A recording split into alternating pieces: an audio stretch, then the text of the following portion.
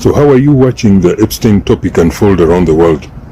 Well, for me, the one thing that I noticed is the eerie silence about the fact that it is all a heinous Israeli government coup against the West. As we all know, it is an Israeli operation to take over Western governments by entrapping their leaders in depraved sexual acts, catching those sexual acts on video, and then blackmailing the leaders to do anything that Israel demands of them, or else the images would be made public. However, many who are discussing the topic fail to make the connection that today, even after Epstein's death, people are losing their freedoms and their rights in Europe and America today because of him. The increasing Israeli control of Western governments that we are all seeing today, it's Epstein's work. All the genocide denial by the governments of Europe and America, the denial of starvation and the refusal to do anything to stop the genocide, in fact even sending even more bombs to exterminate the Palestinian people, arresting and deporting peaceful protesters in their own cities. All of this weird behavior is the direct product of Epstein's operation. Western leaders are supporting Israel under duress just so that their sex tapes are not made public. Netanyahu is probably watching to see what effect the release of the Epstein files is having on Israel's control over America and Europe.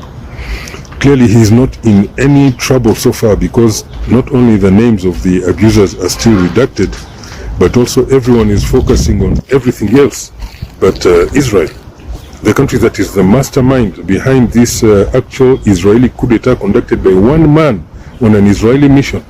That's Jeffrey Epstein. If any other country had conducted such an operation against America, you would hear national security alarms everywhere.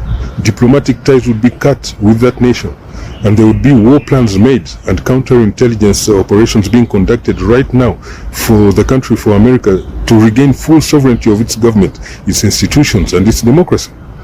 The lukewarm concern shows how much America's national security apparatus has collapsed under Epstein's operation. To all those Americans complaining about a foreign country controlling America, that is exactly what Epstein was doing. Israel's complete takeover of America. Only one country in the world, namely Israel, uses pedophilia and cannibalism of children as a weapon to control foreign countries. American people, you are under attack by Israel. Israel wants your country, and Israel is getting away with conducting a coup against your country and installing an Israeli dictatorship against you, the American people. The only remaining simple solution at your direct disposal, and I will repeat this as many times as it takes, is the people of America kicking out of public office all these politicians whom you found bowing their heads to Israel. All these people being given free trips to Israel. That is the continuation of Israel's takeover of your country. It is the exponential increase of Israeli control over your lives. They already control your economy, your military-industrial complex, your Congress, your White House, even your conscience, through lies, fake victimhood, false flag operations, corruption with your politicians, and general deceit. The Epstein operation shows exactly which side of good or evil they are actually on. Cannibalism and sexual deviance on children cannot be the work of angels. It is the lifestyle of the beasts, monsters, and savages known today as Israel. Elections and nationwide public protests are the people's last line of defense to save yourselves and your country from the increasing Israeli lies, deceit, malice, fraud, traps, evil, and the rising Israeli tyranny and capture of your countries. I get nothing from anyone for saying this. I do it out of my own belief that you deserve better than a devious Israeli dictatorship cabal that is secretly siphoning all your tax dollars, your freedoms, your rights, and your jobs, and trampling over your democracy and your sovereignty in your own country.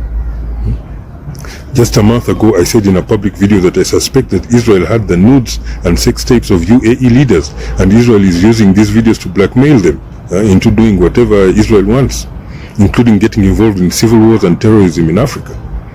Today, I saw in the latest Epstein file a photo of one of UAE's leaders on the Epstein Island with two white girls in bikinis in his arms kissing him. That confirmed my previous suspicion that Israel has blackmailed the UAE with their nudes and sex tapes to do things for Israel, because that is what the Epstein Island was for.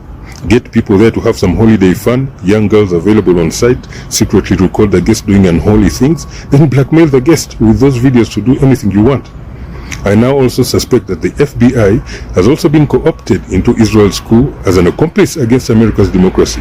And the FBI could now be trying to use the Epstein material it found to also secretly blackmail the same leaders and individuals in those videos to do whatever they demand of them.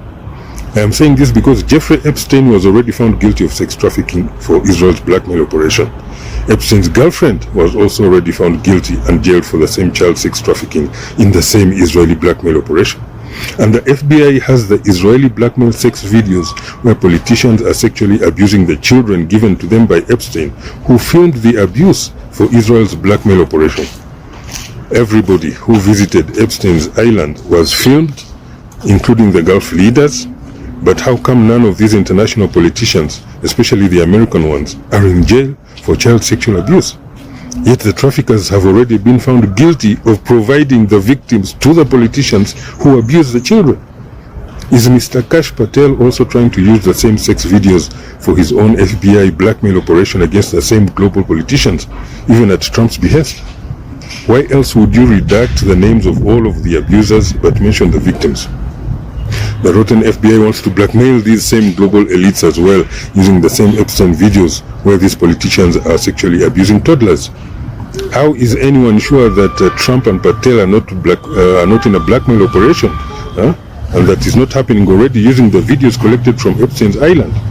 We call it Epstein Island, but he was just an intelligence asset on duty. In reality, it should be called the Greater Israel Island. The abyss, actually bought by US taxpayers' money, probably money sent as foreign aid to Israel. The same source of funds for all the mysterious new Israeli billionaires with no actual business where they made their money from. Meanwhile, the only way out now for the politicians in the Epstein sex tapes is to sue the FBI and Department of Justice for millions of dollars if anyone tries to blackmail them again with the same videos taken by Epstein. But the best thing that the American people could do for the victims is to kick all pro-Israel politicians out of office.